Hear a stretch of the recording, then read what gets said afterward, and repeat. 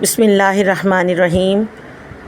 رسول اللہ صلی اللہ علیہ وآلہ وسلم نے فرمایا، ایک عورت کو عذاب ایک بلی کی وجہ سے ہوا جسے اس نے اتنی دیر تک باندھے رکھا تھا کہ وہ بھوک کی وجہ سے مر گئی، اور وہ عورت اسی وجہ سے دوزخ میں داخل ہوئی۔ نبی کریم صلی اللہ علیہ وآلہ وسلم نے فرمایا کہ اللہ تعالیٰ نے اس سے فرمایا تھا، اور اللہ تعالیٰ ہی زیادہ جاننے والا ہے، کہ جب تو نے اس بلی کو باندھے رکھا اس وقت تک نہ تو نے اسے کچھ کھلایا، نہ پلایا، نہ چھوڑا کہ وہ زمین کے کیڑے مکوڑے ہی کھا کر اپنا پیٹ بھر لیتی۔ بک صحیح بخاری، حدیث نمبر 2365، سٹیٹس صحیح۔